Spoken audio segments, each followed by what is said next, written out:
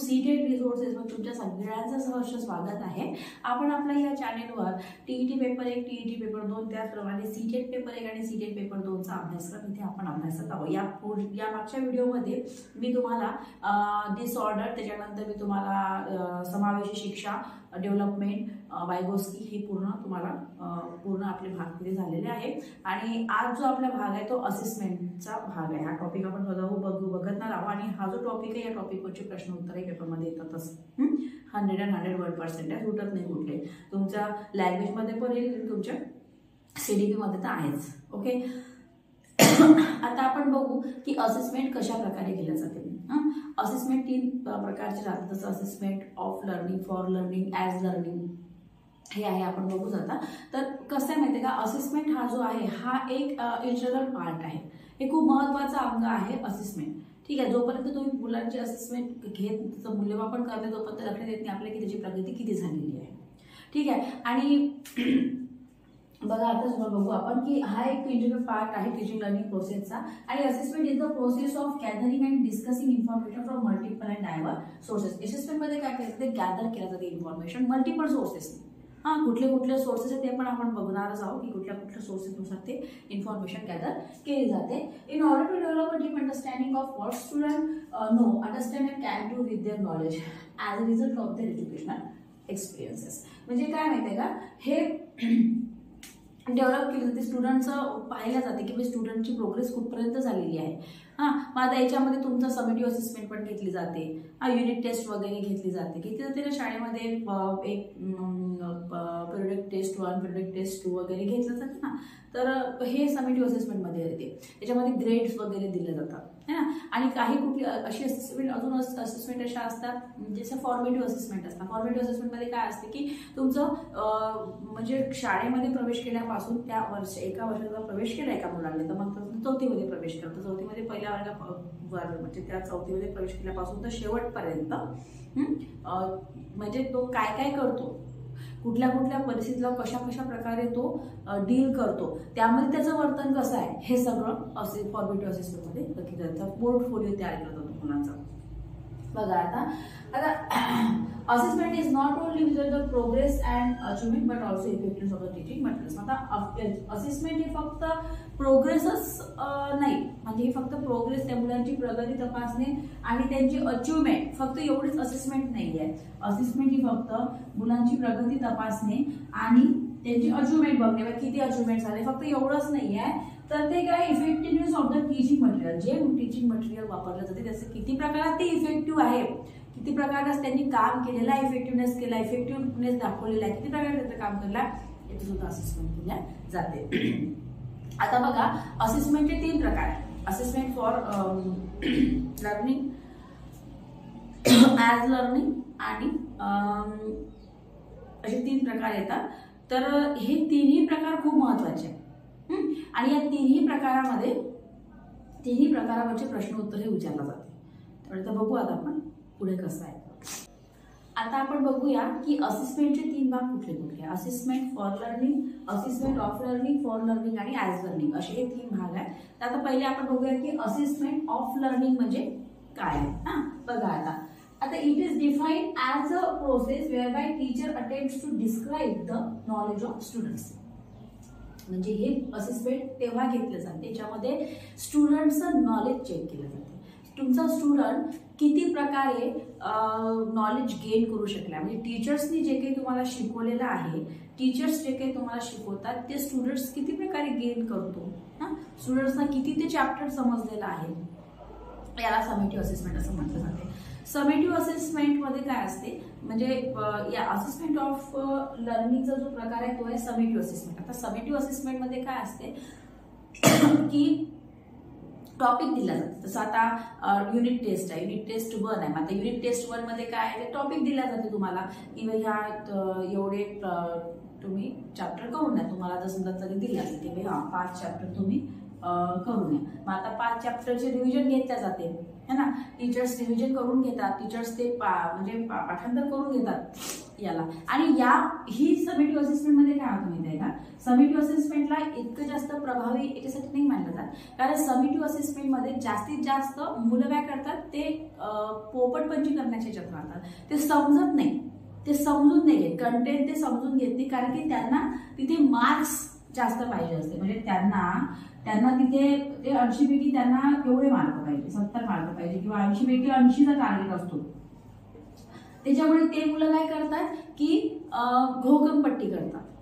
ते समजत नाही की हा अमुक एखादा टॉपिक आहे, समजा तो उदाहरणार्थ एखादा टॉपिक आहे, समजा पर्यावरणाचा एखादा टॉपिक, एन्व्हायरमेंटचा एखादा टॉपिक आहे समजा, तर मग ते मुलं समजत नाही, त्या गोष्टीला समजत नाही, त्याचं गांभीर्य म्हणजे बा नेमकं काय आहे त्या पर्यावरणामध्ये, नेमकं एन्व्हायरमेंटमध्ये कुठले कुठले टॉपिक्स आहेत, काय आहे हे नाही समजत. फक्त परीक्षा आहे, मला चांगले मार्क्स द्यायचे आहे, मला चांगले मार्क्स मिळवायचे म्हणून ते अभ्यास करतच म्हणून. कारण की इथे कसं ग्रेड दिल्या जाते ना, इथे ग्रेड दिल्या जाते.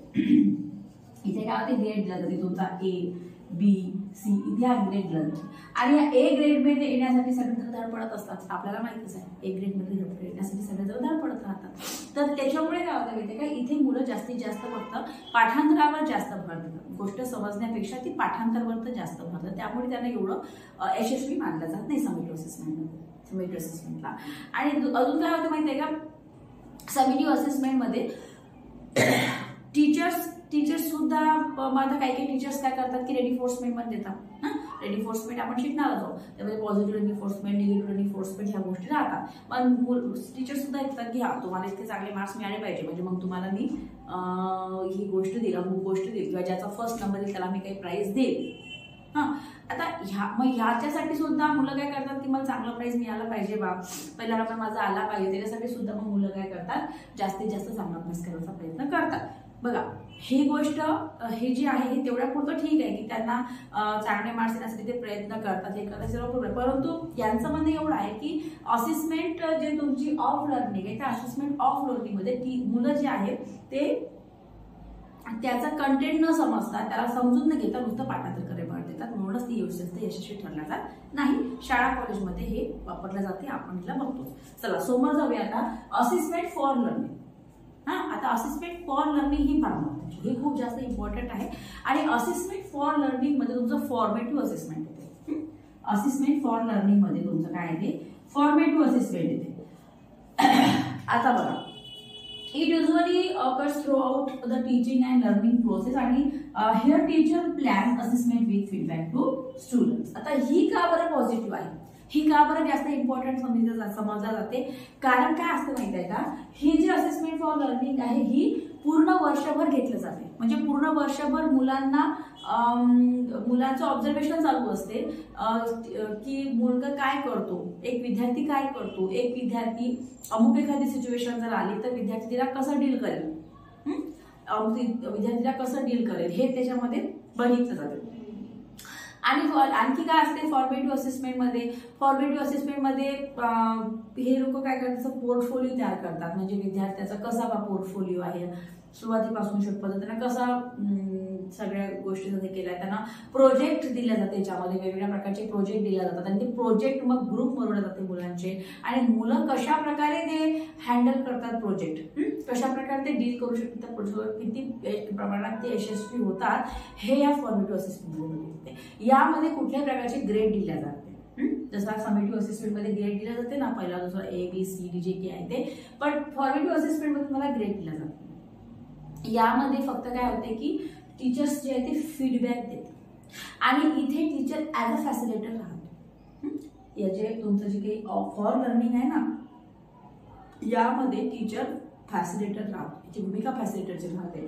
इथे जे आहे हे टीचर्स महत्वाचं आहे, कारण की आपल्याला काय माहिती आहे का की चाइल्ड सेंटर सायकोलॉजी है ना, विद्यार्थी केंद्रित आहे सगळं काही, आणि मेन आहे विद्यार्थी है ना, मेन आहे तुमचे स्टुडंट, मेन विद्यार्थी आहे, आणि त्याच्या भोवताली सगळं फिरत. एका टीचर मध्ये सगळ्या गोष्टी फिरत नाहीये. टीचर इथे इम्पॉर्टंट नाहीये, टीचर इथे ॲज अ फॅसिलिटेटर आहे. ओके, तो फक्त एक फॅसिलिटेटर आहे, आणि बाकीचे सगळे आहे पूर्ण अवलंबून कशावर आहे, स्टुडंटवर आहे. त्यामुळे एखादी गोष्ट जर एखादा प्रश्न जर तुम्हाला आला आहे, पण तिथे जर असं असेल की तुमची मुलांचा दोष आहे याच्यामध्ये, तर तिथं जर तुम्ही मार्क करता ते तुमचं कॅन्सल होऊन चुकून जाईल. तुम्हाला सिस्टीमला जबाबदार ठरवावं लागेल, तुम्हाला टीचर्सला जबाबदार ठरवावं लागेल. हे जसे प्रश्न येतात ना आता त्याच्यामध्ये. आता बघा, हे झालं तुमचं असेसमेंट फॉर लर्निंग. मग आता याच्यामध्ये काय काय राहते, याच्यामध्ये तुमचा पोर्टफोलिओ राहते, त्याच्यामध्ये तुमचं प्रोजेक्ट दिला जाते वेगवेगळ्या प्रकारचे है ना. आणि मुलांचं बघितलं जाते की मुलं कशा प्रकारे, मुलांना एखादी कुठली सिच्युएशन दिला जाते आणि बघितलं जाते की मुलं कशा प्रकारे ती हँडल करू शकतात. आणि यामुळे काय होतं माहिती आहे का, की जर समजा मुलं शाळेतून बाहेर पडल्यानंतर जेव्हा ते रिअल वर्ल्डमध्ये जातात, रिअल जगामध्ये जेव्हा जातात, तर त्यांचा अडचणीशी म्हणजे हे होतो, परिस्थितीशी ते सामना करतात, तिथे त्यांना हे असेसमेंट जास्त कामात पडते. कारण की काय असते माहिती आहे का, इथे असे प्रोजेक्ट दिले जाते जे डेली जीवनाशी निगडीत आहे, असे प्रोजेक्ट इथे दिले जाते. आणि मग अशा प्रोजेक्ट दिल्यामुळे काय आहे की मुलं मग त्यांच्या म्हणजे शाळेच्या बाहेर जरी ते गेले, जेव्हा ते जगात फिरतात, जेव्हा ते जगामध्ये डील करतात लोकांसोबत, तेव्हा त्यांना माहिती राहते अगोदर की ह्या परिस्थितीशी कशा प्रकारे डील करावं लागते है ना. याचं कशा प्रकारे तुम्ही एखादी त्यांना आली सिच्युएशन, त्यांच्यासमोर आली एखादी परिस्थिती आली समजा, तर ते त्याच्यासोबत डील करू शकतात. त्यांना माहिती राहते की नाही मला असं करावं लागेल. समेटिव्ह असेसमेंटमध्ये कसं असते माहिती आहे का, ते नुसतं पाठांतरावर जास्त भर दितात, त्यामुळे पाठांतरावर जास्त भर दिल्यामुळे त्यांच्यामध्ये म्हणजे बाहेरच्या जगामध्ये जर ते आले तर ते तेवढं ते परिस्थितीशी डील करू शकणार नाही. आलं लक्षात. असं हे असेसमेंट फॉर लर्निंग म्हणूनच हे पॉझिटिव्हरित्या घेतलं जाते. आता बघा, असेसमेंट ऑफ लर्निंग झालं, असेसमेंट फॉर लर्निंग आणि असेसमेंट ॲज लर्निंग. आता असेसमेंट ॲज लर्निंग काय आहे ते आपण आता बघू. बघा आता असेसमेंट, आता आपण बघू असेसमेंट ॲज लर्निंग. आपण फॉर लर्निंग बघितलेलं आहे ना, ऑफ लर्निंग बघितलेलं आहे. आता असेसमेंट ॲज लर्निंग बघू. आता असेसमेंट ॲज लर्निंग मध्ये काय असतं माहिती आहे का, it offers when student monitor their own learning, assess and use a range of strategy to decide what they know and can do. आता यामध्ये काय असतं माहिती आहे का, हे मुलांकडून मुलांचं घेतलेलं असेसमेंट राहते. म्हणजे हे तुमचं त्यांचे जे पियर्स हे राहतात, त्यांचे जे म्हणजे त्यांना आपण काय म्हणू, फ्रेंड सर्कल जे राहते शाळेमध्ये, जे फ्रेंड सर्कल वगैरे जे राहते ना, तर त्या शाळेमध्ये जे फ्रेंड सर्कल वगैरे राहतात त्यांच्यासोबत मिळून हे असेसमेंट केलं जाते. ग्रुप लर्निंग याला म्हणू शकतो आपण. ग्रुप लर्निंग मध्ये मुलं स्वतः डिस्कशन मेथड वगैरे वापरतात है की नाही. डिस्कशन मेथड करते, एखादा टॉपिक घेते त्याचं डिस्कस केलं जाते है ना. तर हे सगळं जे काही ॲज लर्निंग आहे हे यामध्ये घेतलं जाते. आणि हे सुद्धा फॉर्मेटिव्ह असेसमेंट थ्रूच होते.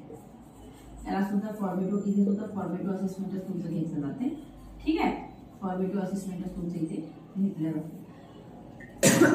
असेसमेंट फॉर लर्निंग आणि असेसमेंट ॲज लर्निंग हे सगळ्यात जास्त इम्पॉर्टंट आहे ना. असेसमेंट ऑफ लर्निंग पेक्षा ॲज लर्निंग आणि फॉर लर्निंग हे सगळ्यात जास्त महत्त्वाचं आहे.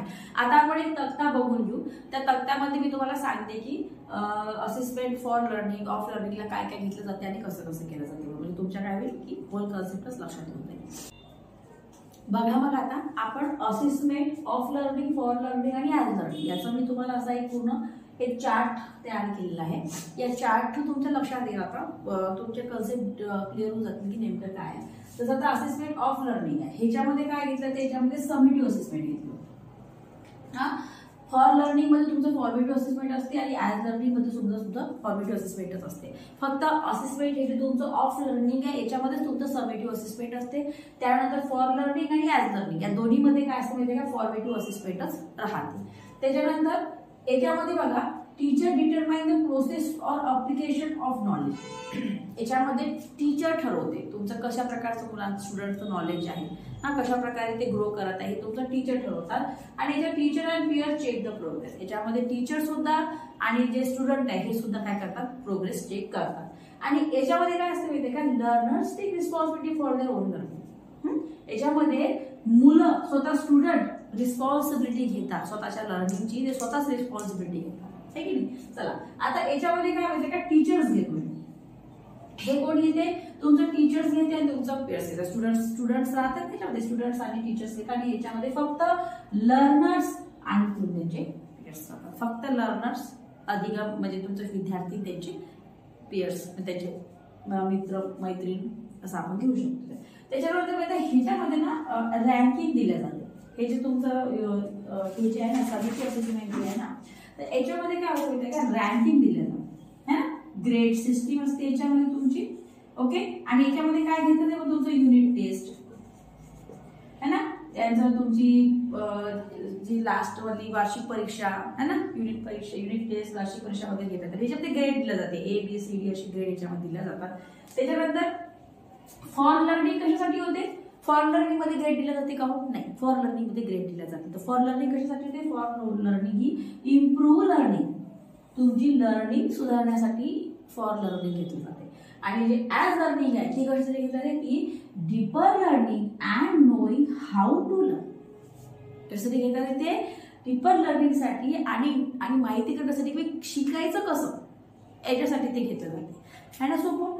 बघा, अशा रीतीने तुमचं जास्त एकदम म्हणजे सोपं जाईल असं पाहिलं तर. जसं काय बघितलं आपण की ऑफ लर्निंग. ऑफ लर्निंग मध्ये कुठली घेतली जाते? समेटिव्ह असेसमेंट घेतली जाते. तुमचं फॉर लर्निंग मध्ये कुठली असेसमेंट घेतली जाते? फॉर्मेटिव्ह असेसमेंट घेतली जाते. तुमचं ॲज लर्निंग मध्ये कुठली असेसमेंट घेतली जाते? फॉर्मेटिव्ह असेसमेंट घेतली जाते. आता बघा, ऑफ लर्निंग मध्ये काय की teacher determine the process of or application of knowledge. Teacher इथे डिटरमाइन डिसाइड करतो ना की भाई कशी मुलांची नॉलेज आहे, कारण की ग्रेड सिस्टीम आहे. आणि इथे काय असते की teacher and paid cheque the progress. Teachers आणि त्याच्यासोबत जे पेयर्स आहेत ते सुद्धा काय करतात की नॉलेज चेक करतात. आणि इथे learners take responsibility for their own learning. इथे विद्यार्थी स्वतः, learners take responsibility for their own knowledge, त्याच्या स्वतःच्या ओन लर्निंग, स्वतःच्या शिकण्यासाठी विद्यार्थी स्वतः इथे जबाबदारी घेतो. आणि इथे काय आहे? टीचर राहतो. इथे काय असते? टीचर आणि पेयर्स असतात. आणि इथे काय असते? लर्नर्स आणि पेयर्स असतात. हे लक्षात ठेवायचं की भाई ऑफ लर्निंग मध्ये टीचर्स घेतात, इथे टीचर्स आणि सोबत पेयर्स सुद्धा असतात. इथे लर्नर्स आणि पेयर्स आहे, लक्षात ठेवायचं का? लर्नर्स आणि पेयर्स असतात. त्याच्यानंतर इथे काय असते? आता ऑफ लर्निंग मध्ये तुमचं रँकिंग घेतलं, रँकिंग दिलं जाते, ग्रेड सिस्टीम असते ना. आणि इथे काय की इम्प्रूव्ह लर्निंग, लर्निंग कशा रीतीने इम्प्रूव्ह करायची हे इथे सांगितलं जाते. कुठे सांगितलं ते? फॉर लर्निंग मध्ये. आणि ॲज लर्निंग मध्ये काय सांगितलं जाते की भाई deeper learning and knowing how to learn. सखोल ज्ञान दिले जाते की हाऊ टू लर्न, कशा प्रकारे शिकायचं. आलं लक्षात तुमच्या? ठीक आहे. मग अशा प्रकारे आपण ऑफ लर्निंग, फॉर लर्निंग आणि ॲज लर्निंग बघितलेली आहे. यामध्ये फॉर लर्निंग आणि ॲज लर्निंग हे सगळ्यात जास्त इम्पॉर्टंट आहे. ओके, असेसमेंट ऑफ लर्निंग पण आहे. Of learning, for learning, as learning तिन्ही वरचे प्रश्न उत्तर पेपरमध्ये उतरतातच, हमखास उतरतात. ठीक आहे. कसं आहे? सीडीपी हे सगळ्यात जास्त महत्वाचे आहे. आणि सीडीपीशी इंटरलेटेड करून बाकीचे प्रश्न उत्तर विचारले जातात. म्हणजे आता तुमचे सोशल स्टडीज मध्ये पण येईल है ना. आणि मग हे तुमचं लँग्वेज 1 लँग्वेज 2 मध्ये पण येते. सायन्सच्या याच्यामध्ये सुद्धा हे सगळं काही उतरते. ओके, त्याच्यामुळे हे सगळ्यात जास्त महत्वाचं आहे. ओके, आपण बघणार आहोत, आपण सोशल स्टडीजचं बघणार आहोत, आपण सायन्सची मेथड बघणार आहोत, आपण सगळ्या मेथड वगैरे इथे बघणारच आहोत. ओके, याच्यानंतर एक निदानात्मक चाचणी राहते. निदानात्मक चाचणी असते नाही है ना, आधी मेडिकल टेस्ट, उपचारात्मक अधिगम, उपचारात्मक अध्यापन असं राहते. त्याच्यामध्ये काय केलं जाते? त्याच्यामध्ये हे केलं जाते की तुमचं एखादं समजा शिकवलं मुलांनी, शिक्षकांनी एखादा गोष्ट शिकवली, एखादा टॉपिक शिकवला विद्यार्थी शिक्षकांनी. आणि जर समजा विद्यार्थ्यांना तो समजणार असेल, म्हणजे बघा तुमचे 40 मुलं आहेत, 40 मुलांपैकी 10 मुलांना समजत टॉपिक, एखादा टॉपिक नाही समजत मुलांना. मग आता टीचर्सचं काय काम आहे? टीचर्सचं हे काम आहे की तो त्याचं निदान लागेल, पाहिल का बाई, तो चाचणी घेईल, बघेल की बाई पुरा कोणाला आला नाहीये, मग 10 मुलांना आला नाहीये, मग 40 पैकी 10 मुलांना आलेले, 30 मुलांना ते समजलं. मग तू तिथे काय करेल की चाचणी म्हणजे निदानात्मक चाचणी घेईल आणि उपचारात्मक मग तो तिथे अध्ययन करेल. म्हणजे मग तू तिथे काय करेल की तो मग त्यांना समजावून सांगेल चांगल्या प्रकारे आणि वेगवेगळ्या मेथड्सचा तो यूज करेल. फक्त एका मेथडनी त्याच्या लक्षात आली गोष्ट की आता ह्या मेथडनी ह्या मुलांना समजत नाही, तर मग तू काय वेगवेगळ्या मेथडचा उपयोग करून मुलांना ते डील करेल. ओके, हा टॉपिक याच्यामध्ये तर नाही म्हणा, तो टॉपिक दुसरा आहे, तो आपण शिकूयाच नंतर. पण आता सध्या तर तुमचं of learning, for learning, as learning आहे. ओके, हे सध्या आपण टाकूया. ठीक आहे. मग या व्हिडिओमध्ये एवढं. सीटेटचे आपले ऑफ सीटेट, टीईटी याचे ऑफलाईन आणि ऑनलाईन क्लासेस सुद्धा आहे अवेलेबल. आणि नोट्स जर तुम्हाला पाहिजे असेल तर ते सुद्धा तुम्ही मेसेज थ्रू मला सांगू शकता. ओके, ठीक आहे. मग धन्यवाद. आजच्यासाठी एवढंच. थँक्यू.